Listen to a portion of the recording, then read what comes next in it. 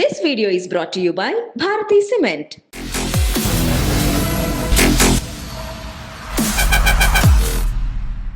Welcome to this candid conversation. Konda Surekha garu TPCC executive committee పదవికి రాజీనామా చేశారు. మరోసారి హల్చల్ జరుగుతోంది కాంగ్రెస్ పార్టీలో. తెలంగాణ రాజకీయాలు ఎలాగో హాట్గా నడుస్తున్నాయి. అటువైపు కవిత గారి ఇంట్రాగేషన్ కొనసాగుతున్న సమయంలో ఇటు ప్రతిపక్ష కాంగ్రెస్లో కూడా హల్చల్ జరుగుతున్న ఈ పరిస్థితుల్లో కొండా సురేఖ గారు ఏం చేస్తున్నారు, ఏం జరుగుతోంది మాట్లాడబోతున్నాం. సురేఖ గారు నమస్కారం అండి. మరొకసారి మీరు అలిగారని అనిపిస్తోంది. అలగలేదు. నాకున్న ఆలోచనలు ఏవైతే ఉన్నాయో వాటిని ఎక్స్ప్రెస్ చేశాను అంతే తప్పితే అలగడం అంటే ఏం లేదు. కోపం ఏం రావట్లేదు. మరి మంచి పదవి రాజీనామా చేయాల్సినంత అవసరం ఏమొచ్చిందంటారు? మీ జూనియర్లని మిమ్మల్ని సమానం చేశారని. ఇప్పుడు అంత కాదండి, నాకు మంత్రి పదవిని రాజీనామా చేస్తున్నాను. నాకు పదవుల మీద ఆశ ఎప్పుడు కూడా లేదు. నాకు ఇచ్చింది ఏదో గౌరవప్రదంగా ఉండాలనేదే నా యొక్క ఆలోచన, అంత తప్పితే ఏం లేదు. ఇప్పుడు నేను మాజీ మంత్రిని, 4 times ఎమ్మెల్యేను, ఒక బీసీని, లేడీని, నేను వీవర్స్ కమ్యూనిటీ, మా హస్బెండ్ కాపు కమ్యూనిటీ, మెజారిటీ ఓటర్స్ ఉన్నటువంటి బీసీ కమ్యూనిటీలకు ప్రాతినిధ్యం వహిస్తున్నాను. నన్ను గౌరవించి అంటే ఎగ్జిక్యూటివ్ కమిటీ కాకుండా అఫైర్స్ కమిటీలో వేసి ఉంటే, పొలిటికల్ అఫైర్స్ కమిటీలో వేసి ఉంటే బాగుండేది అనేది నా యొక్క అభిప్రాయం. ఎందుకు జరిగిందంటారు? ఇది మీ పార్టీ పరిస్థితులు మీకు తెలుసు కాబట్టి అడుగుతున్నాం. అంటే ఇది హైకమాండ్ ఢిల్లీలో జరిగిన విషయం, ఎందుకు జరిగింది అనేది అది మనకు తెలియదండి. ఇప్పుడు నా ఒపీనియన్ని బయటకు చెప్పాను అంతే. అది వేసే వరకు కూడా నాకు వేస్తున్నారనే విషయం కూడా తెలియదు. మా ఒపీనియన్స్ ఏం తీసుకోలేదు, మా నుండి ఎటువంటి సమాచారం కూడా తీసుకోలేదు. వాళ్ళకు ఉన్నటువంటి రిపోర్ట్ ప్రకారం వాళ్ళు కూర్చొని వేసినటువంటి కమిటీ అది. దాంట్లో నన్ను సెకండ్ కమిటీలోకి పంపించడం అనేది, నాకు అందులో కనీసం ఎమ్మెల్యేలుగా గెలిచిన వాళ్ళు కూడా లేరు. అటువంటి కమిటీలో నాకు ఉండడం గౌరవప్రదం అనిపించలేదు. అందుకే నేను రాజీనామా. ఇంతకీ రేవంత్ రెడ్డి గారు ఏమన్నారు? వారు కూడా అదే ఒప్పుకున్నారు. మిమ్మల్ని అందులో పెట్టాల్సి ఉండే, మరి తప్పు జరిగింది, నేను తప్పనిసరిగా మల్లికార్జున ఖర్గే గారితో ఇట్లా మాట్లాడి మళ్ళీ దాన్ని మళ్ళీ చేపించే ప్రయత్నం చేస్తానేటువంటి మాట చెప్పారు వారు. అసలే గందరగోళంలో ఉండే కాంగ్రెస్ పార్టీలో ఇంకా గందరగోళాలు జరుగుతుంటే సురేఖ గారు మీలాంటి ఒక ఫైర్ బ్రాండ్ పొలిటీషియన్ ఏం చేయాలని ఈ రాజకీయ కాదండి. ఇప్పుడు కాంగ్రెస్ పార్టీలో ఎప్పుడు కూడా వాక్ స్వాతంత్రం ఉన్నటువంటి పార్టీ. ఇప్పుడు మనకున్న బాధను అంచుకొని ఆ యొక్క పదవిని పట్టుకొని ముందుకెళ్ళడం కంటే, మనకు బాధ వదిలేస్తే బాధ పోతుంది. దాని మీద మనకి ఏం లేకున్నా కూడా పార్టీ ఉన్నది, మనం పార్టీలో ఒక వ్యక్తిగా ఉన్నాము, మాకు ఒక గుర్తింపు ఉన్నది. పదవితోటే మాకు గుర్తింపు రావాలనేది లేదు, మీకు తెలుసు అది. అందుకని నేను పదవి వద్దనుకున్నాను. ఒకవేళ అందులో ఇస్తే గౌరవంగా ఉంటుంది నాకు. ఫస్ట్ కమిటీలో ఇస్తే ఇప్పుడు తీసుకుంటారా? మరి తప్పకుండా. అంటే మీరు అవమానం ఫీల్ అయ్యారని ప్రస్తుతం మాకు అర్థమవుతుంది. అవమానం అని కాదు, నాకు అసంతృప్తి అంతే. అంటే గౌరవము నాకు దక్కాల్సిన గౌరవం దక్కలేదు అనేది అంతే, అవమానం అనేది కాదు అక్కడ. సురేఖ గారు ఎప్పుడు కూడా మీరు అంటే అనేక సందర్భాలలో ఇలాగే మీరు ఏదో ఒక విషయం రావడం, మీరు రాజీనామా చేయడము, ద్వారాలు విడిచి వెళ్ళిపోవడము, పార్టీలు వీడి వెళ్ళిపోవడము లాంటి పరిస్థితులు చూస్తూ వచ్చాం. ఎందుకు ప్రత్యేకంగా సురేఖ గారికి మాత్రమే ఇలా అవుతుంటుంది? మేము ఇప్పుడు పార్టీ విడిచి వెళ్ళిపోవట్లేదే, పార్టీలోనే కొనసాగుతామని చెప్పాము. మాకు పదవి అవసరం లేదు, ఇస్తే గౌరవపదమైన పదవి నాకు అర్హత ఉన్న పదవి ఇవ్వమని చెప్పి కోరడం జరిగింది. అంతే తప్పితే కాంగ్రెస్ పార్టీని విడిచి వెళ్ళేటువంటి ఆలోచన లేదు. ఇప్పుడు మాకు వరంగల్ ఈస్ట్లో ప్రజలు ఎదురు చూస్తూ ఉన్నారు, ఎప్పుడు వస్తామా మేమని. పర్కాల్లో ప్రజలు ఎదురు చూస్తూ ఉన్నారు. ఎందుకంటే ఇప్పుడు అక్కడ ఉన్నటువంటి పరిపాలన ఒక రాక్షస పాలన నడుస్తూ ఉన్నది. అందుకని మేము కంటిన్యూ అవుతాము, యాజ్ ఒక లీడర్గా మేము వెళ్తాము, కాన్స్టిట్యున్సీ చూసుకుంటాము, ప్రజల బాగోగులు చూసుకుంటాం. అంతే తప్పితే ఈ పదవితోటి వచ్చేది పోయేది కూడా ఏముండదు. కాకపోతే అందులో ఉంటే నాకు తగ్గ పదవి కాదు అనేటువంటి ఒక సైకలాజికల్ ఫీలింగ్ నాకు ఉంటుంది అనేటువంటి భావనతోటి నేను దాన్ని విడిచిపెట్టడం జరిగింది. రాక్షస పాలన అని అన్నారు. ఏ కోణం నుంచి అన్నారు సురేఖ గారు? ఇప్పుడు దౌర్జన్యాలే కదండి. టీఆర్ఎస్ పార్టీ చేసేదంతా దోపిడీ, దొంగతనాలు, దౌర్జన్యాలు, రేపులు, ఇప్పుడంతా రాబరీలు. అసలు ఏది సరిగా ఉంది? ఒక పక్క గ్రానైట్ అవి జరుగుతూ ఉంది, మాఫియా జరుగుతూ ఉంది, ఇసుక దందాలు జరుగుతూ ఉన్నాయి. ఈరోజు లిక్కర్ దందాల కవిత గారు ఉన్నారు. వేల కోట్ల రూపాయలు కాళేశ్వరంలో, లక్షల కోట్ల రూపాయలు కాళేశ్వరంలో ఈరోజు మనకు ప్రజల సొమ్ము మట్టిపాలైపోయింది. ఈరోజు మిషన్ భగీరథ చూస్తే 44,000 కోట్లు తీసుకెళ్ళి బొందలో పెట్టేశారు. దానివల్ల ఎటువంటి లాభము కూడా లేదు. ఇప్పుడు ఎవరికైతే మనం కేజీ టు పీజీ ఎడ్యుకేషన్ ఇస్తామని మీరు మేనిఫెస్టోలో పెట్టారో అది ఇవ్వలేదు. ఈరోజు యువకులకు మీరు నిరుద్యోగ భృతి ఇస్తామని చెప్పారు, అది ఇవ్వలేదు. డబుల్ బెడ్రూమ్లు ఇస్తామని చెప్పి అది ఇవ్వలేదు. ఈ రోజు వరకు ఒక్క రేషన్ కార్డు కూడా ఈ ప్రభుత్వం వచ్చినాక కోడన్లు వచ్చిండ్రు, మనమళ్ళు వచ్చిండ్రు, మనమరాళ్ళు వచ్చిండ్రు, కానీ రేషన్ కార్డులో వాళ్ళ పేరెక్కలేదు. ఒక్క రేషన్ కార్డు కూడా ఈరోజు ఈ ప్రభుత్వం ఇష్యూ చేయలేదు. అటువంటి పరిపాలన నడుస్తుంది. ఇంతసేపు కూడా మాకేం లాభం వస్తుంది అందులో అన్నట్టు. ఇప్పుడు రీషెడ్యూల్ అంటే ఇప్పుడు కాళేశ్వరాన్ని మళ్ళీ రీడిజైనింగ్ చేయడము అనేది ఎందుకు చేశారు? అంతకుముందు ఆల్రెడీ టెండర్ అయిపోయింది, అది పని నడుస్తూ ఉంది. రీడిజైనింగ్ చేసినప్పుడు వీళ్ళు ఎస్టిమేషన్ కాస్ట్ పెంచేసి మళ్ళీ రీటెండర్ పిలిస్తే వీళ్ళకి పర్సంటేజ్ వస్తుంది. దానివల్ల ఇప్పుడు ఆయన అదే కాళేశ్వరాన్ని డిజైన్ చేసింది ఎవరైతే ఎక్స్పర్ట్స్ చేయలే డిజైన్, ఆ సీఎం గారి ఓన్ డిజైన్ అది. దానివల్ల ఈరోజు ఏమైంది, ఏం జరిగిందో మీరు చూసారు. అటువైపు అసలు మనుషులు కూడా పోనిస్తలేరు, మొత్తం వర్షానికి కొట్టుకొని పోయింది కోట్ల రూపాయలు. అటువంటి దుర్వినియోగం ప్రజల డబ్బుని చేస్తూ ప్రజలకు మీరు ఏం చేస్తలేరు, అది వచ్చిన బాధ. రేపులు అన్నారు, ఎవరు చేస్తున్నారు? చాలా వస్తాయనే ఉన్నాయి కదండి. మీరు టీఆర్ఎస్ నాయకులు ఇప్పుడు మొన్న మేము ధర్నా కూడా చేశాము. వాళ్ళ పిఏలు, మా ఎమ్మెల్యే పిఏ వెళ్ళి హాస్టల్లో ఉన్నటువంటి అమ్మాయితో, ఎస్టీ అమ్మాయితో చేయడము. ఎమ్మెల్యేలే వస్తున్నాయి. ఇప్పుడు మన రికార్డ్స్ వింటూనే ఉన్నాం కదా, వాయిస్ రికార్డ్స్ ఎన్ని ప్లే అయితే లేవు. చాలామంది ఉన్నారు అట్లా అన్యాయం చేసిన వాళ్ళు. కానీ ఆశ్చర్యం ఏంటంటే ఇన్ని జరిగిపోతున్నాయని మీరు చెప్తున్నారు. జరిగిన ఉప ఎన్నికలు అన్నింటిలో కూడా టీఆర్ఎస్ అప్రతిహతంగా దూసుకెళ్తూ ముందుకు సాగుతోంది. ఆ గెలిచిన ఇతరులు ఒకటి అరా బీజేపీ గెలుస్తుంది. మరి కాంగ్రెస్కి ఎందుకు స్థానం లేకుండా పోయింది? ఇప్పుడు జనాలు ఏమంటే డబ్బుకు అలవాటు పడ్డారు. 3,000 ఎవరిస్తారు, 4,000. మొన్న ఒక వీడియోలో ఒక ఆమె చెప్పింది, అన్ని పార్టీలు ఇస్తే భార్యాభర్తలకు కలిపి 50,000 రూపాయలు వచ్చినాయంట. ఆ 50,000 కోసం వాళ్ళు చూసుకుంటే 5 సంవత్సరాల పరిపాలన గురించి ఎవరు ఆలోచిస్తలేరు. ఈరోజు యువకులు ఎవ్వరు కూడా ఉద్యోగం లేకుండా రోడ్ల మీద తిరుగుతున్నారు. ఏజ్ బార్ అయిపోతూ ఉంది, వాళ్ళు పక్కదారులు పడతా ఉన్నారు యువత. ఇవన్నీ ఎవరు ఆలోచిస్తలేరు. ఇప్పుడు మనకు దేశానికి యువత ముఖ్యం, భవిష్యత్తుకు యువత ముఖ్యం. యువత గురించి ఎవరు ఆలోచిస్తున్నారు? సరే ముసలోళ్ళకి మీరు పెన్షన్ ఇస్తున్నారు, ఓకే, కానీ ఉద్యోగాలు ఇప్పటివరకు ఎందుకు భర్తీ చేయలేదు? ఇప్పుడు మళ్ళీ ఎలక్షన్స్ వస్తున్నాయి అనగానే నోటిఫికేషన్స్ ఇస్తూ ఉన్నాడు. ఇప్పుడు కాంగ్రెస్ పార్టీ అనేది ఎప్పుడు కూడా ఎన్నికలను దృష్టిలో పెట్టుకొని ప్రజలకు సేవ చేయలేదు. ప్రజలకు పేదరికాన్ని దృష్టిలో పెట్టుకొని సేవ చేసింది. ఇందిరమ్మ రాజ్యం దగ్గర నుంచి మొదలు పెడితే రాజీవ్ గాంధీ గారు కానీ ఈరోజు ప్రతి ఒక్కరు కూడా నిరుపేదలకు ఏం చేయాలి అన్నది ఇండ్లు కట్టించారు, ఇళ్లలో రోడ్లు వేయించారు, సైడ్ రైల్స్ పెట్టారు, మన రహదారులు నిర్మించారు, ప్రాజెక్టులు నిర్మించారు. ఇట్లా చెప్పుకుంటూ పోతే 60 ఏళ్ళ చరిత్రలో కాంగ్రెస్ పార్టీ ప్రతి ఒక్కటి కూడా చేసింది. దాన్ని ఈరోజు నిలుపుకోలేకపోతుంది టీఆర్ఎస్ పార్టీ. ఎంతసేపు కూడా పరిపాలన. నేను ఒక్కటి అడుగుతానండి, డిఏవి పబ్లిక్ స్కూల్లో ఒక ఘటన జరిగింది, ఎవరైనా స్పందించారనండి? ఆయన మీద ఒక పాట పాడితే స్టేజ్ మీద ఒక అమ్మాయికి 10 లక్షలు ఇచ్చిండు. ఎవరినో తీసుకొస్తాడో 1 కోటి రూపాయలు ఇస్తాడు. అక్కడ పోయి రైతులు ఎవరో చచ్చిపోయిందని ఇంకో రాష్ట్రంలో పోయి పైసలు ఇచ్చొస్తాడు. ఈరోజు ఆ అమ్మాయి కుటుంబానికి ఎవరన్నా ప్రభుత్వం నుంచి అండ ఇచ్చారా? ఎన్నో రేపులు జరుగుతూ ఉన్నాయి బయట, ఏమన్నా అరికట్టగలిగారా? పోనీ వాళ్ళకు ఆర్థికంగా, అంటే పోయిన అమ్మాయి శీలాన్ని మనం కాపాడలేము కావచ్చు, కానీ ఒక ఆర్థిక భరోసా అనేది ఆ కుటుంబానికి ప్రభుత్వం కల్పించాలి. కాంపెన్సేషన్ లాంటిది ఏదన్నా ఒకటి ఇవ్వాలి ప్రతి కుటుంబం. కానీ ఇక్కడ అర్థం కాని విషయం సురేఖ గారు, ఒక ఆడపిల్లకి అన్యాయం జరిగితే ఇక్కడ ఆర్థిక కాంపెన్సేషన్ ఏ విధంగా దానికి ఒక విధమైన పరిష్కారం అవుతుంది? పరిష్కారం అనేది కాదండి, వాళ్ళకు ఒక భద్రత అనేది ఉంటుంది అంతే. డబ్బు లేని వాళ్ళ పిల్లలే అన్యాయానికి గురవుతూ ఉన్నారు, డబ్బున్న వాళ్ళ పిల్లలు ఎవరు కూడా అవ్వట్లేదు. ఆ డబ్బు లేని పిల్లలు అయినప్పుడు వాళ్ళకు కొంత ఆర్థిక భద్రత ఇచ్చినప్పుడు కొంత వాళ్ళలో మనం ఏదో ఊరట కలిగించిన వాళ్ళు అవుతాం. వాళ్ళని మొత్తానికి మనం వాళ్ళ బాధలోంచి బయటికి తీసుకొచ్చినాం అనేది కాదు.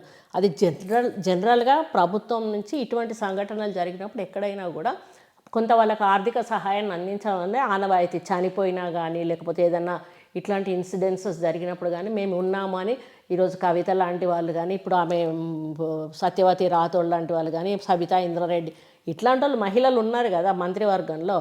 ఉన్నప్పుడు వాళ్ళు వెళ్ళి కనీసం మేము భరోసా ఇచ్చి మేము ఉన్నామమ్మా మీరేం బాధపడకండి అనేటువంటి చెప్పిన సంఘటన ఒక్కటి చెప్పండి. సబితా రెడ్డి గారు స్పందించి అదేదో అంటే వాళ్ళని స్కూల్లో ఈ విచారణ జరిపిస్తామని చెప్పి మాట ఇచ్చారా? జరిపించడం కాదండి, వాళ్ళు పరామర్శించారా? వచ్చేవరన్నా వచ్చి పరామర్శించాల్సిన బాధ్యత. గతంలో కాంగ్రెస్ పార్టీలో సెంట్రల్లో రైల్వే మినిస్టర్ ఉంటే ఎక్కడన్నా ట్రైన్ యాక్సిడెంట్ అయితే రైల్వే మినిస్టర్ రాజీనామా చేసేవాడు బాధ్యత వహిస్తూ. అసలు ఆ ట్రైన్ యాక్సిడెంట్కి ఈయనకు సంబంధం ఉండదు, ఈయన ఈ శాఖకు ప్రాతినిధ్యం వహిస్తున్నాడు కాబట్టి పదవి వదిలిపెట్టి. ఇప్పుడు ఎవరన్నా అట్లా బాధ్యత వహించి, ఇప్పుడు కవిత ఉంది, కవితకు సిబిఐ నోటీస్ వచ్చింది. సిబిఐ నోటీస్ వచ్చిన వెంటనే ఆమె ఏం చేయాలి? పదవికి రాజీనామా చేయాలి ఫస్ట్. ఆమె మీద ఒక ఆరోపణ వచ్చినప్పుడు ఆమె రాజీనామా చేయాల్సిన బాధ్యత ఉంది. మరి అట్లాంటివి జరగట్లేదు. ఎంతసేపు పదవుల కోసమే పాకులాట జరుగుతూ ఉంది. కానీ చట్ట సంస్థల్ని ఏదో ఒక సందర్భంలో రాజకీయాలకి అనుకూలంగా యూజ్ చేస్తారన్న విషయం జగమెరిగిన సత్యం.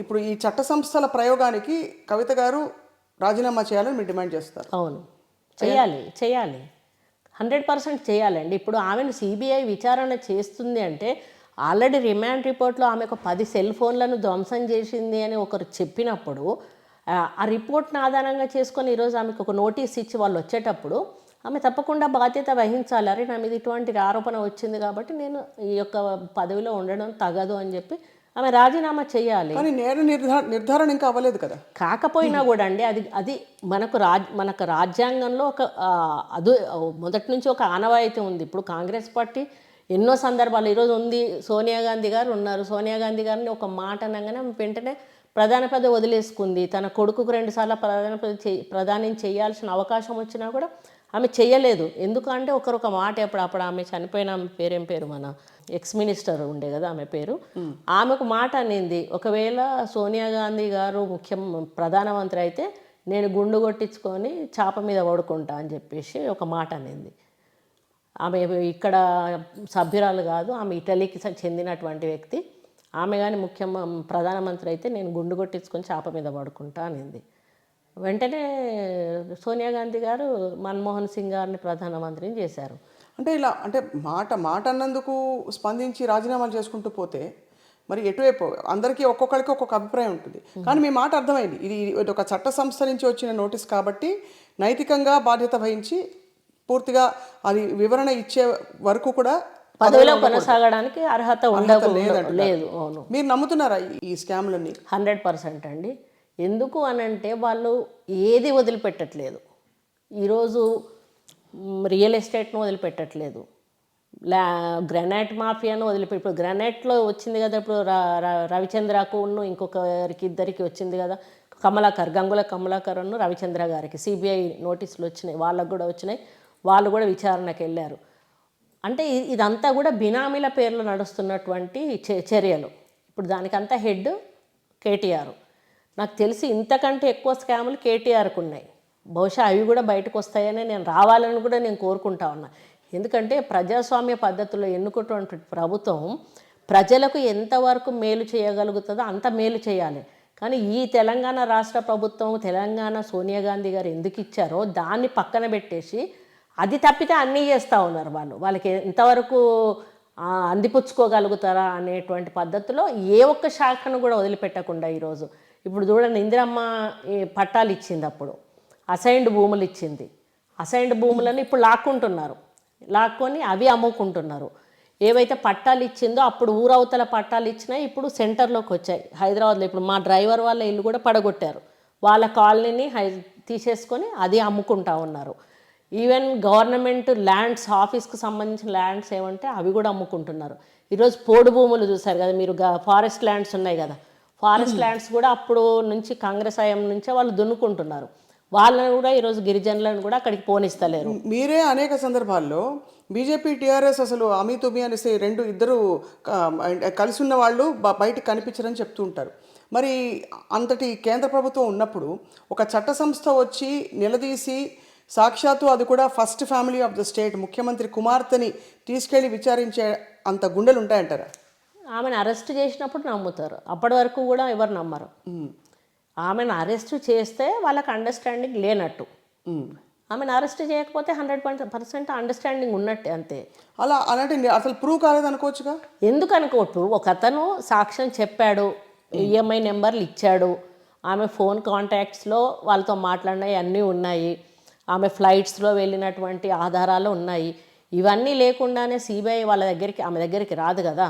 ఇప్పుడు 100% ఆమెకు వ్యతిరేకంగా ఆమె చేసినవన్నీ కూడా చట్ట వ్యతిరేకమైనటువంటి పనులు అనేటువంటి ఆధారాలతోటే ఈరోజు వాళ్ళు వచ్చారు. వచ్చినప్పుడు ఆమె వాటికి ఆన్సర్ చెయ్యాలి. ఇటు పోయినవా అంటే పోయినా అని చెప్పాలి, పలగొట్టినవా అంటే పలగొట్టినా అని చెప్పాలి. కానీ ఆమె ఒకవేళ అబద్ధం చెప్పింది అనుకోండి, అప్పుడు వాళ్ళు 41A అదే నోటీస్ ఉంటుంది కదా, అరెస్ట్కి సంబంధించింది, అది ఇచ్చే అవకాశం ఉంటుంది. అది ఇవ్వాలి. అది ఇవ్వకపోయినా కూడా బీజేపీని మనం డౌట్ పడాల్సిన అవసరం ఉన్నది. ఈరోజు ఆమె 100% వ్యతిరేకంగా చెప్తుందా, ఆన్సర్స్ కరెక్ట్గా చెప్తుందా అనేది సిబిఐ వాళ్ళు బేరీజ్ వేసుకుంటారు. వేసుకున్న తర్వాత తదుపరి చర్య మళ్ళీ ఇదే ఇంకా 2-3 రోజులు కంటిన్యూ చేస్తారా, లేకపోతే మళ్ళీ దీన్ని బేస్ చేసుకొని ఆమె అబద్ధాలు చెప్పింది కాబట్టి ఆమెకి 41A నోటీస్ ఇచ్చి మళ్ళీ విచారణ తీసుకొని రిమాండ్లోకి తీసుకుంటారా, ఇవన్నీ కూడా వేచి చూడాల్సిన అవసరం ఉంది. దాన్ని బట్టే వాళ్ళ యొక్క అండర్స్టాండింగ్ ఉందా లేదా అనేది బయటపడుతుంది మనకి. ఒకవేళ అండర్స్టాండింగ్ లేదనుకోండి, ఇప్పుడు రేపటి రోజున ఎన్నికలు వచ్చినప్పుడు మీ మీ మీ స్థానం ఏంటి? కాంగ్రెస్ పార్టీ స్థానం 100% కాంగ్రెస్ పార్టీకి లేకపోతే అవసరమైతే మీరు టీఆర్ఎస్ తో త్రిముఖ పోటీ అస్సలు ఉండదండి. త్రిముఖ పోటీ అస్సలు ఉండదు. టీఆర్ఎస్కి కాంగ్రెస్కు మధ్యలోనే ఉంటుంది. బీజేపీ ప్రయత్నం చేస్తూ ఉంది. ఎంతసేపు కూడా బీజేపీ బ్యాక్ డోర్ నుంచి అధికారంలోకి రావడానికి అన్ని రాష్ట్రాలను కూడా యూజ్ చేసుకుంది. అయినా కూడా ఈరోజు హిమాచల్ ప్రదేశ్లో చూశారు, మరి కాంగ్రెస్ పార్టీకి పట్టం కట్టారు ప్రజలు. కాబట్టి 100% రేపు తెలంగాణలో కాంగ్రెస్ పార్టీ సోనియా గాంధీ గారు ఇచ్చిన తెలంగాణను ఈరోజు సర్వనాశనం చేసి పెట్టేసిండు కేసీఆర్ కుటుంబం అంతా కూడా. కాబట్టి మళ్ళీ మనం అనుకున్న తెలంగాణ కావాలి అంటే అది మళ్ళీ ఎవరైతే ఇచ్చారో కాంగ్రెస్ పార్టీ వాళ్ళ అధికారంలోకి వస్తేనే సాధ్యమవుతుంది. కాబట్టి 100% ప్రజలు మళ్ళీ తెలంగాణ రాష్ట్రంలో కాంగ్రెస్ పార్టీని అధికారంలోకి తీసుకొస్తారని నేను ఆశిస్తూ ఉన్నాను. ఇప్పుడు కొండా సురేఖ గారు, ఈ గడిచిన కాలంలో జరిగిన ఉప ఎన్నికలు మీరు అన్నారు అంటే ప్రజలు డబ్బులు కమ్ముడిపోతున్నారని, రాబోయే ఎన్నికలకి ఏం మారిపోతుందని మీ మీ నమ్మకం? ఉప ఎన్నికలను ఎప్పుడు కూడా జనరల్ ఎలక్షన్స్తో కంపేర్ చేయొద్దండి. ఉప ఎన్నికలు అనేటివి ఒక ప్రత్యేకమైన ఒక ఎన్నిక జరిగినప్పుడు అందరూ కూడా దాని మీద కాన్సన్ట్రేట్ చేస్తారు. జనరల్ ఎలక్షన్స్ జరిగినప్పుడు ఎవరికి నియోజకవర్గం మీదనే వాళ్ళ కాన్సన్ట్రేషన్ ఉంటుంది. అప్పుడు అక్కడున్న వ్యక్తుల యొక్క వ్యక్తిత్వం మీద ఆలోచన ఉంటుంది, ప్రజల ఆలోచన. ఆ ఆలోచనతోటి వాళ్ళు ఓటేస్తారు. పైసలు ఎవరి దగ్గర తీసుకున్నా కూడా ఆ ఆలోచనతోటి ఓటేస్తారు. అందుకని నేనేమంటున్నా అంటే ఇప్పుడు మొత్తం ఏ ఎమ్మెల్యే రిపోర్ట్ తీసుకున్నా కూడా సిట్టింగ్ ఎమ్మెల్యేలు అందరి మీద కూడా ప్రజల్లో ఒక వ్యతిరేక భావం ఉన్నది. అయితే నా విజ్ఞప్తి ఏంటంటే వాళ్ళు డబ్బులు ఎక్కువ పంచే అవకాశం ఉంటుంది. రైట్. తప్పకుండా డబ్బు ప్రభావం అనేది ఎన్నికల మీద చూపిస్తుంది. వాళ్ళు పెట్టేంత ఖర్చు మేము పెట్టే అవకాశం లేదు. దానివల్ల కొంత మాకు మైనస్ జరుగుతుంది. కాబట్టి ప్రజలను ఏం చెప్తున్నా అంటే ఇప్పుడు ఈ రోజుల్లో మీరు ఆలోచించి ఓటేయండి దయచేసి. మీరు డబ్బులు తీసుకున్నా కూడా ఆలోచించి ఓటేస్తే ఈరోజు తెలంగాణ రాష్ట్ర సమితి ఎన్ని విధాలుగా ప్రజలకు నష్టం చేసింది, తెలంగాణను ఏ విధంగా ఈరోజు మనల్ని ఆయన ఇచ్చిన తెలంగాణను బంగారు తెలంగాణ అని చెప్పి కేవలం కేసీఆర్ కుటుంబం మాత్రమే బంగారు కుటుంబంగా మారింది. ఈరోజు కవితకి ఏం తక్కువైందని ఒక 100 కోట్లు అడిగితే వాళ్ళు నానియ్యడా?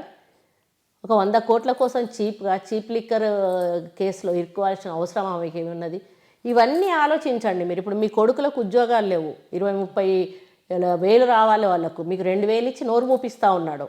మళ్ళీ అది కూడా ఆయన సొంత డబ్బు కాదు ఇచ్చేది, ఇప్పుడు మీ దగ్గర దోచుకున్న డబ్బే మీకు ఇస్తూ ఉన్నాడు.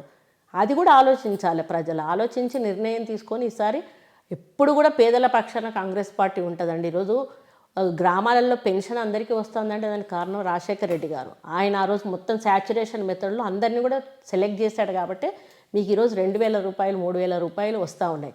ఈరోజు ఆ ఆరోగ్యశ్రీ వస్తూ ఉంది అంటే రాజశేఖర రెడ్డి గారు చేయబట్టే వస్తూ ఉంది. మీకు ఫీజు రీఎంబర్స్మెంట్ అంటే రాజశేఖర రెడ్డి గారు చేయబట్టే వస్తూ ఉంది. రైతులకు ఉచిత కరెంట్ ఇచ్చారంటే రాజశేఖర రెడ్డి గారు ఇచ్చారు. ఎట్ ఎ టైం రుణమాఫీ ఒకటేసారి రుణమాఫీ చేసిన ఘనత రాజశేఖర రెడ్డి గారు ఉన్నప్పుడు కాంగ్రెస్ పార్టీది. ఈ ప్రభుత్వం ఏం చేస్తూ ఉంది? 30,000 40,000 అని మళ్ళీ ఈ 30,000 ఇంట్రెస్ట్ అయ్యి మళ్ళీ అండ్ల కలిసే వరకు కూడా విడతల వారీగా రుణమాఫీ చేస్తూ వాళ్ళని రైతులను మోసం చేస్తూ ఉంది. ఇప్పుడు రాజశేఖర రెడ్డి గారిని తలుచుకున్నారు కాబట్టి ఆయన తనయ షర్మిల ఇక్కడ పాదయాత్ర చేస్తూ ధర్నాలు చేస్తూ ఆ పాపం అరెస్ట్ అయ్యి అన్ని అష్టకష్టాలు పడుతున్నారు. అదైతే మనం ఆహ్వానించదగ్గ విషయం అయితే కాదు. షర్మిల గారు ఇక్కడ పార్టీ పెట్టడం, ఎందుకంటే రాజ్యాంగంలో ఎవరైనా ఎక్కడైనా ఏదైనా పెట్టుకోవచ్చు. కానీ ఆమె ఒక సీఎం చెల్లెలుగా, ఒక సీఎం కూతురుగా ఉండి రాజశేఖర రెడ్డి గారు ఎప్పుడు కూడా సమైక్యాంధ్ర ఎక్కువగా ఆయన ఆంధ్ర కలిసి ఉండాలనే ఉండేవాడు. అదే ఆలోచనతోటి వాళ్ళ కొడుకు కూడా సమైక్యాంధ్ర నినాదం తీసుకుంటేనే మేము ఆ పార్టీలోంచి బయటకు వచ్చాం. ఎప్పుడైతే జగన్మోహన్ రెడ్డి సమైక్యాంధ్ర అన్నాడో ఆ రోజే నువ్వు వచ్చి ఇక్కడ పార్టీ పెట్టి ఉంటే నిన్ను నమ్మేవాళ్ళు. నేను తెలంగాణ కోడల్ని అని చెప్పి ఇక్కడ పార్టీ పెట్టి చేయడం ఏదైతే ఉందో ప్రజలు ఎవరు కూడా కానీ ఆనాడు మీరు నిలబడ్డారు, రాజీనామా చేసి జగనన్న వెంట నిలబడ్డాను. ఆయన ఒకవేళ చెప్పాము మేము అప్పుడు కూడా, మీరు సమైక్యాంధ్ర అనకుండా అంటే ఇస్తే వద్దనను, తెలంగాణ ఇస్తే వద్దనను అనే ఒక మాట చెప్పండి, మేము ఉంటాం, మేము నష్టపోయినా మేము పార్టీలో ఉంటామని చెప్పాము. ఆయన ఒకటే మాట చెప్పి పంపాడు, ఏది మాట్లాడినా కూడా మీరు సమైక్యాంధ్ర మాట తప్పితే ఇంకోటి మాట్లాడొద్దు అనేటువంటి మాట చెప్పారు. దాదాపు 2 రోజులు మాకు చర్చలు జరిగాయి. ఆ 2 రోజుల చర్చల్లో సుబ్బారెడ్డి గారు, రామకృష్ణారెడ్డి గారు, విజయమ్మ గారు ఇద్దరు ఉన్నారు. ఖచ్చితంగా వాళ్ళు ఇట్లా కుండ బద్దలు కొట్టినట్టుగా సమైక్యాంధ్ర తప్పితే మేము ఇంకొక మాట మాట్లాడము. అప్పుడు మా రాజకీయ భవిష్యత్తును మేము ఆలోచించుకోవాలి. ఎందుకంటే అభిమానంతో మేము వెళ్ళాము, అదే అభిమానంతో ఆ మాట అనుంటే మేము అందులో ఉండేవాళ్ళము. ఆయన కుండ బద్దలు కొట్టినట్టుగా సమైక్యాంధ్ర అన్నప్పుడు ఒక తెలంగాణ బిడ్డగా ఆ పార్టీలో కొనసాగడం కరెక్ట్ కాదు అని చెప్పేసి మేము బయటికి రావడం జరిగింది. సో ఇప్పుడు కూడా అయితే మీరు సపోర్ట్ చేయరనమాట, ఏ విధంగానూ ఆహ్వానించరు? అసలు వాళ్లకు మాకు అప్పటి నుంచి కాంటాక్ట్స్ కూడా లేవు. ఎవరు నమ్మరు అనుకుంటారేమో మేము వాళ్ళతో మాట్లాడతా అని. అంటే మాట్లాడరని కాదు, కానీ ఒకప్పుడు అంత అభిమానం, కట్టలు తెంచుకునే అభిమానం అది వేరు. అది అప్పుడు ఆంధ్రప్రదేశ్లో ఒక ముఖ్యమంత్రిగా రాజశేఖర రెడ్డి గారు ఉన్నారు, ఆయన వెంట మేము ఉన్నాము, ఆయన కొడుకు వెంట కూడా ఉన్నాము. అదే సమైక్యాంధ్ర ఉండి తెలంగాణ విడిపోకపోతే అదే పార్టీలో అలాగే కొనసాగేవాళ్ళం. పోనీ ఆయన తెలంగాణ కొంచెమన్నా మాట్లాడుంటే ఆ పార్టీలో కొనసాగేవాళ్ళం. ఆయన అది మాట్లాడలేదు, ఇది మాట్లాడకపోతే మా రాజకీయ భవిష్యత్తుని అయితే మేము చేసుకోలేము కదా. అప్పుడు మేము బయటికి రావడం జరిగింది అంతే. అందుకని షర్మిలమ్మకు మేము మద్దతు ఇవ్వాలనేది ఎక్కడ లేదు కదా. ఇప్పుడు షర్మిలమ్మది కూడా మేము ఆలోచించాలి, కోణం ఎందుకు వచ్చింది, ఆమె ఎవరి కోసం వచ్చింది. ఆమె ముఖ్యమంత్రి కావడానికి వచ్చింది, అది పార్టీ పెట్టింది. ఆమె ముఖ్యమంత్రి కావడానికి ఇక్కడ వచ్చి పార్టీ పెట్టడం ఎందుకు? అవసరమైతే అక్కడ అన్నకి ఎదురుగా ఇంకొక పార్టీ పెట్టి అక్కడ నడిపించుకోవాలి తను. ఇక్కడే కదా, ఆయనది ఇక్కడ కాదంట కదా, అనిల్ది తెలంగాణ కాదంట అసలు. నాకు కూడా తెలీదు, మొన్న ఎవరో మీడియాలో అంటుంటే విన్నా ఆయనది అసలు ఆంధ్రానే, ఆయన తెలంగాణనే కాదు అని చెప్పండి. ఎనివే భారతీయ పౌరులందరూ ఎక్కడైనా పార్టీ పెట్టచ్చు, ఎక్కడైనా పోటీ చేయొచ్చు, ఎక్కడైనా గెలవచ్చు.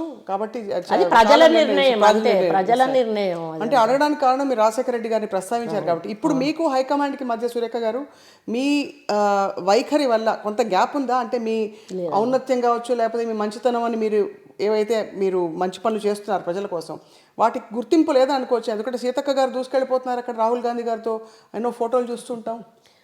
మేము ఎప్పుడు కూడా లాబింగ్ చేయలేదండి, మొదటి నుంచి మాకు లాబింగ్ తెలియదు. తీగలాగా అల్లుకుపోవడం మాకు తెలియదు. మనం ఎక్కడ ఉండాలో అక్కడ ఉంటాము, ఎవరిని కలవాలో వాళ్ళని కలుస్తాము. ఇదేంటంటే జాతీయ పార్టీ కాబట్టి అప్పుడు సోనియా గాంధీ గారు వారు చూసుకునేవాళ్ళు, అప్పుడు రాజశేఖర రెడ్డి గారు ఉన్నారు కాబట్టి మేము ఢిల్లీ వెళ్ళే అవసరం మాకు రాలేదు. ఎప్పుడు కూడా మేము సోనియా గాంధీని కానీ రాహుల్ గాంధీ గారిని కానీ కలవలేదు.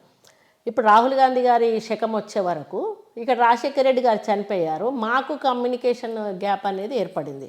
మాకు ఇప్పుడు కూడా రాహుల్ గాంధీ గారిని పర్సనల్గా ఆయన కలవలేదు. మమ్మల్ని జస్ట్ ఆ రోజు పార్టీలోకి వచ్చినప్పుడు ఉత్తమ్ కుమార్ రెడ్డి గారు తీసుకెళ్ళి కండువా కప్పించారు అంతే. ఆ తర్వాత మళ్ళీ మేము ఎప్పుడు వెళ్ళి కూడా కలవలేదు. దానివల్ల మాకు లాబింగ్ తెలియదు కాబట్టి మాకు కొంచెం హైకమాండ్ నుంచి గ్యాప్ ఉన్నది, నేను ఒప్పుకుంటాను.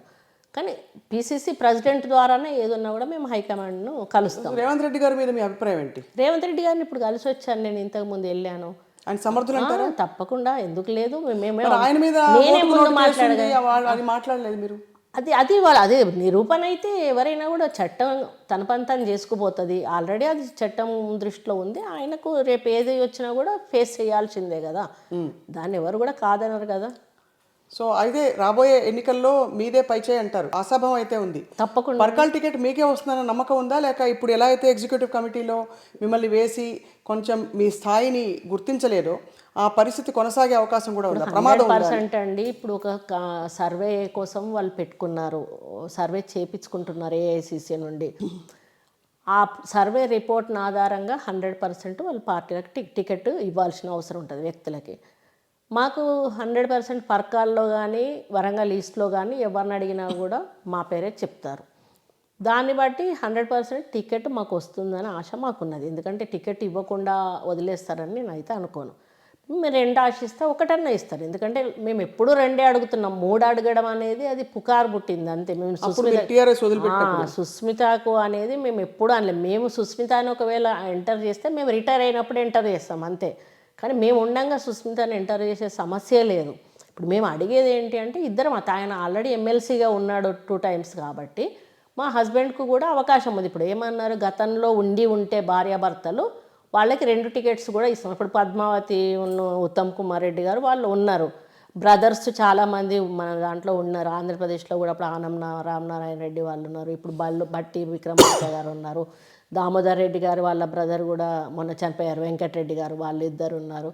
అట్లా వైఫ్ అండ్ హస్బెండ్ ఆల్రెడీ ఉంటే ఇస్తామనేటువంటి మాట చెప్పారు. అదే ఆశతోటి మేము 2 అడుగుతాం, పరకాలను ఈస్ట్ అడుగుతాం.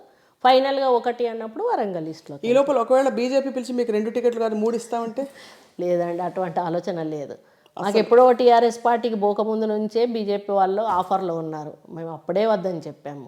ఎందుకంటే వరంగల్ ఈస్ట్ అనేది మొత్తం 60,000 ఓట్స్ మైనారిటీ ఓట్స్ ఉన్నాయండి. ఇప్పుడు మనం అందులోకి వెళ్తే అక్కడ మనకు అవకాశాలు కూడా అసలు ఉండదు. అందుకని మాకు ఆలోచన కూడా లేదు, వెళ్ళాల్సిన ఆలోచన ఎందుకు. మాకు ఇద్దరు బ్రహ్మరథం పడుతున్నారు, ఇటు కాంగ్రెస్ పార్టీ నుంచి వెళ్తే ప్రభుత్వం ఏదన్నా రాని, మేమైతే ఎమ్మెల్యేలుగా గెలుస్తాం కదా.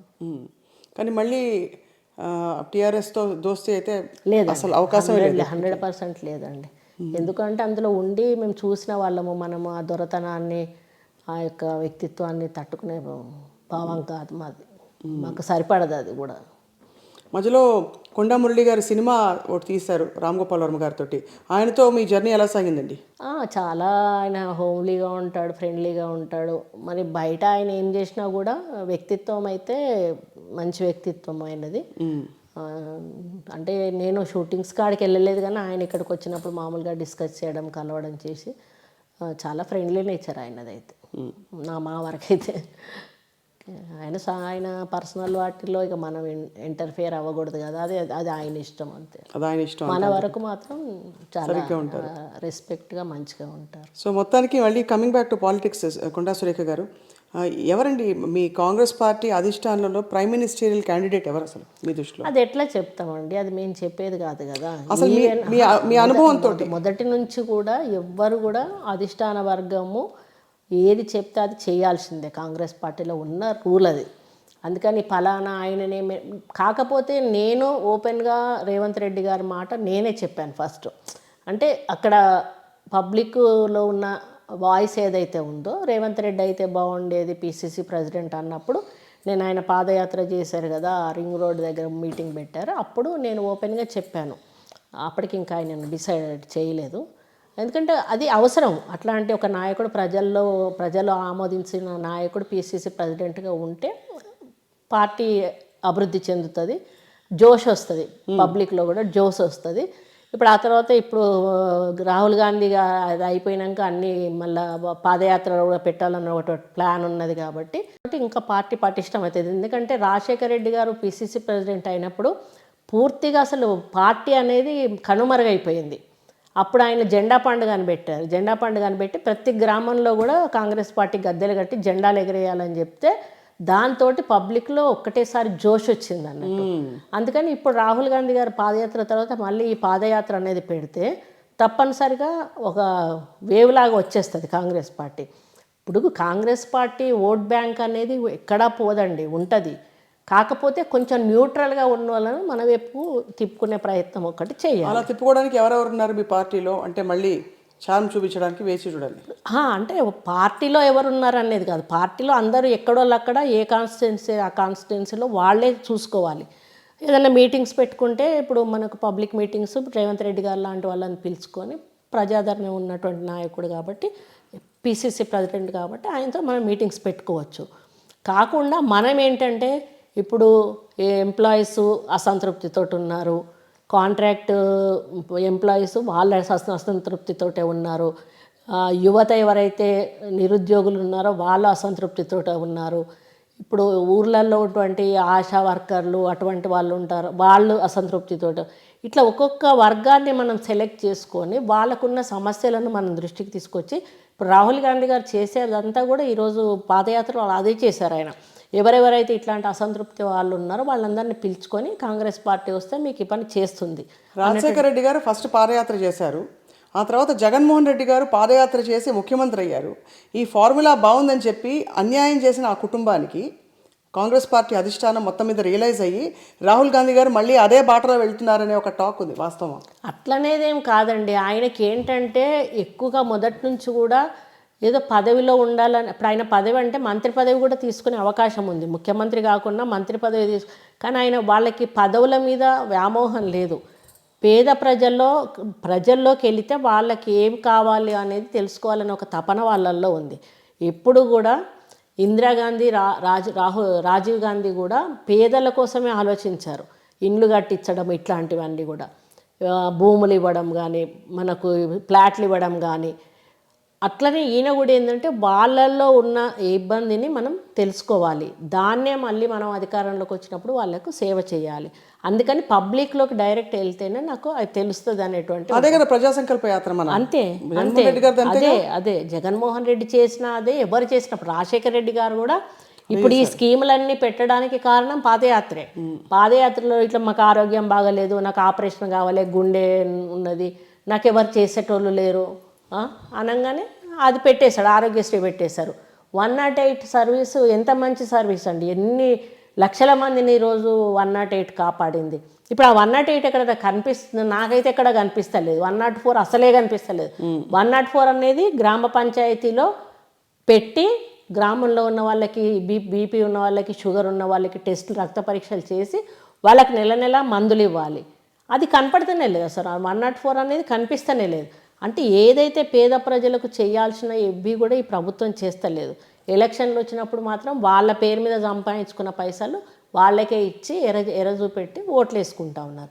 అదొక్కటి ప్రజలు గమనించి కానీ ఓట్లేస్తే తెలంగాణ బాగుపడుతుంది, అప్పటి వరకు బాగుపడదు. మీరు ఎన్నిసార్లు రాజశేఖర రెడ్డి గారిని తలుచుకున్నారు, కానీ రేవంత్ రెడ్డి గారు ఎన్నిసార్లు తలుచుకుంటారో రేపు ఎలక్షన్స్లో ఆయన చేసిన మంచి పనులను ఎన్నిసార్లు, ఎందుకంటే ఒరిజినల్ ఆయన టీడీపీ కాబట్టి టీడీపీ అయినా కూడా ఒక పిసిసి ప్రెసిడెంట్ స్థానంలో కూర్చున్నాక ఆయనకి ఇంకా అది ఆవహించాలి అంతే, కాంగ్రెస్ ఆవహించాల్సింది. ఆయనకు టీడీపీ అనేటువంటి ఆలోచన రాకూడదు.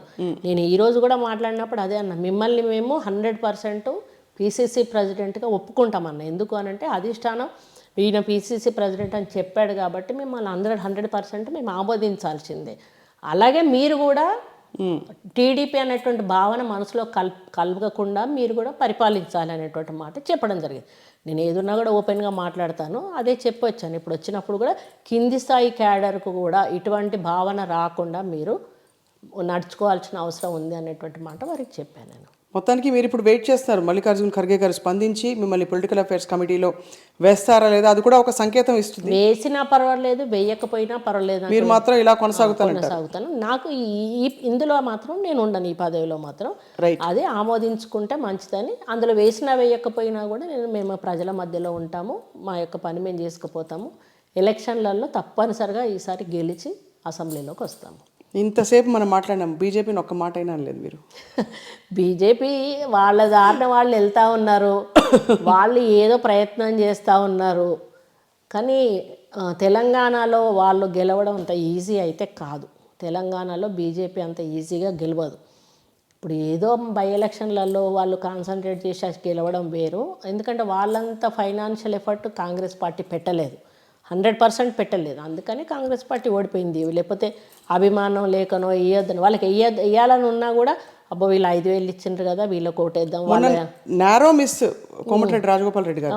అవును కొన్ని వేల ఓట్లతోనే ఓడిపోయారు ఆయన. అది డబ్బు ప్రభావం అంతే, డబ్బుతోటే అది. కాంగ్రెస్ పార్టీ అంత డబ్బు పెట్టలేదు, అంత వీళ్ళలాగా అక్రమ సంపాదన చేసుకొని ఉంటే పెట్టుండేది. కానీ ఇప్పుడు ఆ పార్టీ బాధపడ్డారా ఆయన వెళ్ళిపోయారని? అయ్యో మంచి నాయకుడు వెళ్ళిపోయాడు కాంగ్రెస్ పార్టీ. రాజగోపాల్ రెడ్డి ఎప్పుడు చక్కగా ఉన్నాడని, ఎప్పుడు వంకర మాటలేనే, కాంగ్రెస్ పార్టీలో ఉండి ఎప్పుడు వంకర మాటలే మాట్లాడేటోడు. ఆయన అనుకున్నంత ఎఫర్ట్ ఆయనకు లేదు. ఆయన వెళ్ళడమే. ఇప్పుడు వెంకటరెడ్డి గారి పరిస్థితి చూడాలి ముందు. వెంకటరెడ్డి గారు ఓపెన్ అయ్యారు కదా, ఆయన ఫోన్లోనే ఓపెన్ అయ్యి మా తమ్ముని గెలిపించండి అని చెప్పినాక పార్టీ ఎట్లా ఆమోదిస్తుంది? ఇప్పుడు అంత సీనియర్ నాయకుడికి అంత మంచి పదవి ఇచ్చారు, దాన్ని నిలుపుకోవాలి కదా ఆయన. అంటే ఇవన్నీ ప్రస్తావించడానికి కారణం, మీరు ఏదైతే కాంగ్రెస్ పార్టీ కంచుకోట అద్భుతమైన పార్టీ, మంచి పనులు చేస్తున్నాం అంటున్నారు, మెల్లిమెల్లిగా ఇలాగా డిస్పర్స్ అవుతున్నారు అందరూ. వచ్చిన వాళ్ళందరూ కూడా ఒరిజినల్ కాంగ్రెస్ వాళ్ళు కాదు, ఒరిజినల్ కాంగ్రెస్ వాళ్ళు కొద్దిమంది మిగిలారు. మరి ఇది ఒక సముద్రం లాంటిది, ఎవరో వస్తూ ఉంటారు, ఎవరో పోతూ ఉంటారు. కానీ ఒక క్యాడర్ అనేది కాంగ్రెస్ పార్టీ క్యాడర్ అనేది అక్కడే ఉంటుంది. అది కొంచెం ఓటు బ్యాంక్ అనేది అక్కడే ఉంటుంది. వాళ్ళు ఏ జెండాకు నిలబడ్డరా అని చూస్తారు, ఏ వ్యక్తిని నిలబడ్డరా అని చూడరు. ఆ ఓట్లు అనేటివి 100% కాంగ్రెస్ పార్టీకి పడతాయి. తర్వాత ఈ న్యూట్రల్గా ఉన్న ఓట్లను మన చాకచక్యంతో మనం వాళ్ళకు కౌన్సిలింగ్ చేయడమా లేకపోతే ఏం చేయడమో వాళ్ళని అట్రాక్ట్ చేయాలి. మనం చేసి వాళ్ళ యొక్క ప్రాబ్లమ్స్ ఏమన్నా ఉంటే మేము చేస్తాము అనేటువంటి ఒక భావన, ఒక నమ్మకాన్ని వాళ్ళకు కల్పించి మనం వాళ్ళ ఓట్లు వేసుకొని గెలుచుకోవాలి. ఆ ఒక్కటే మనం చేయాల్సింది. ఇప్పుడు ఈరోజు కాంగ్రెస్ పార్టీ చేయగలిగింది అది ఒక్కటే, అది చెయ్యాలి. ఎట్టి పరిస్థితుల్లో అధికారంలోకి రావాలి. ఎవరైనా సరే, ముఖ్యమంత్రి ఎవరైనా పర్లేదు, కాంగ్రెస్ పార్టీ మాత్రం అధికారంలోకి వస్తేనే నిరుపేదలకి గతంలో ఇందిరమ్మ, రాజీవ్ గాంధీ, రాజశేఖర రెడ్డి గారు ఉన్నప్పుడు ఎట్లయితే న్యాయం జరిగిందో అటువంటి న్యాయం జరుగుతుంది. మొత్తం మీద కొండా సురేఖ గారు కాంగ్రెస్ పార్టీకి పూర్తి లాయలిస్ట్గా మీ అభిమానాన్ని చాటుకున్నారు, చెప్పారు. వేచి చూద్దాం. మీరు ఇంత ఒత్తిడి లైఫ్ స్టైల్లో ఇంకా అలాగే మీరు స్లిమ్ అండ్ ట్రిమ్గా ఉన్నారంటే ఏం భోజనం చేస్తారు? నేనా ఏం తినను అసలు. ఈ మధ్యలో అసలు అన్నం చాలామంది అదే అడుగుతున్నారు, సన్నగా అయిపోయారు అంటే నాకేంటో అన్నం అసలు తినాలనిపించట్లేదు. జస్ట్ మార్నింగ్ టిఫిన్ చేస్తున్నా, ఈవినింగ్ కాగానే మళ్ళీ ఒక ఇడ్లీ తింటున్నా. మధ్యాహ్నం భోజనం అనేది అసలు ఆకలి అవ్వట్లేదు. అదే కారణం, అంతే తప్పితే ఏం లేదు. రైట్, వేచి చూద్దాం భవిష్యత్ ఎలా ఉంటుంది. మీ రాజకీయ భవిష్యత్తు కూడా మీకుండే అభిమానులు ఎప్పుడు కూడా మీ వెంటే ఉంటారన్న విషయం మాత్రం మేము కూడా గ్రహిస్తున్నాం, గుర్తిస్తున్నాం. పరకాల్లో మీకు, మురళి గారికి ఉండే పేరుకి. ధన్యవాదాలు కొండా సురేఖ గారు. థ్యాంక్ యూ అండి. ఈరోజు పర్సనల్గా వచ్చి మరి మా ఇంటర్వ్యూ తీసుకున్నందుకు నమస్కారం అండి. ముఖ్యంగా మీకు కూడా ధన్యవాదాలు తెలియజేస్తాను. థ్యాంక్ యూ అండి. Thank you all for watching.